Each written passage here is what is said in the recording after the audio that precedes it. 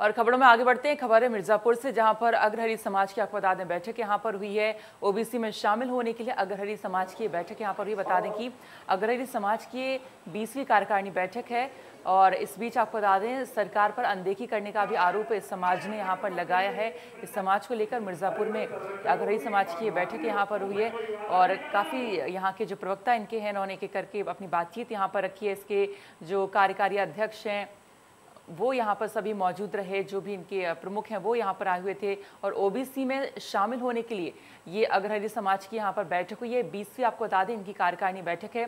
तमाम इस समाज के पदाधिकारी अग्रहरि समाज के जो हैं वो यहाँ पर मौजूद रहे। मिर्जापुर में ये बैठक हुई है और भागीदारी कह सकते हैं ओबीसी समाज में यहाँ पर लेने को शामिल होने के लिए यहाँ पर ये बैठक की गई है। इस दौरान सरकार को लेकर भी कई सारी बातें लोगों ने कही हैं।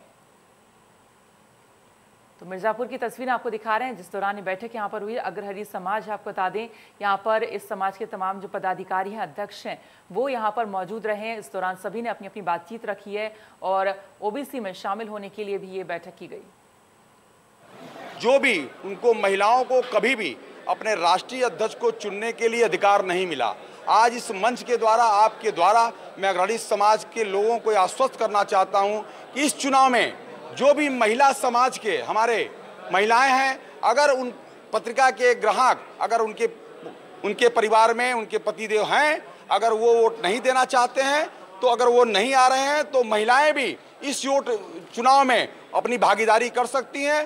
हमारा 12 सितंबर को मां विंध्यवासिनी के धरती पे पूरे अग्रहरि समाज का राष्ट्रीय चुनाव होने वाला है और इस चुनाव में हम लोगों ने पहली बार पूरे देश के जो हमारे प्रतिनिधि है वो 12 सितंबर को यहाँ भाग लेंगे।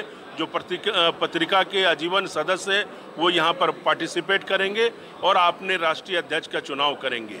राष्ट्रीय अध्यक्ष के चुनाव के बाद हम लोग यहाँ पे उत्तर प्रदेश के जो विधानसभा के चुनाव होने जा रहे हैं उसमें जो राष्ट्रीय पार्टियाँ हैं, आज हमारी संख्या यहाँ पर लगभग 35 से 50 लाख की है और हम चाहते हैं कि हमारे समाज के लोगों को, चाहे भारतीय जनता पार्टी हो, चाहे कांग्रेस हो, चाहे बहुजन समाज पार्टी हो, समाजवादी पार्टी हो, सभी पार्टियों में जो हमारे कार्यकर्ता दिन रात काम कर रहे हैं, समाज के लोग काम कर रहे हैं, उनकी हिस्सेदारी मिलनी चाहिए, उनकी भागीदारी मिलनी चाहिए। अग्रहरि समाज का एजेंडा ये है कि अभी तो हमारा ये चुनाव 12 सितंबर को राष्ट्रीय अध्यक्ष का चुनाव, राष्ट्रीय महामंत्री, राष्ट्रीय कोषाध्यक्ष का चुनाव होने जा रहा है और चुनाव के उपरांत हम लोग भी पूरे हमारी समाज की जो जनसंख्या है, करोड़ों की संख्या में हमारे देश में अग्रहरि समाज निवास करते हैं और हमारे जो अग्रहरि समाज हैं, हमारी मांग है कि निश्चित तौर पर हम लोग को भी राजनीति में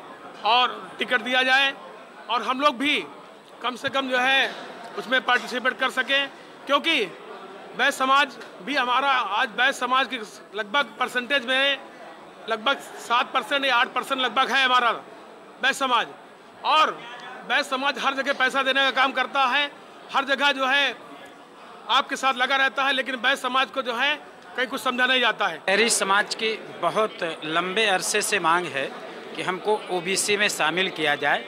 इसके लिए सारे मानक पूरे हो चुके हैं। पत्रावली पिछड़ा वर्ग आयोग में पड़ी हुई है, जांच हो चुकी है।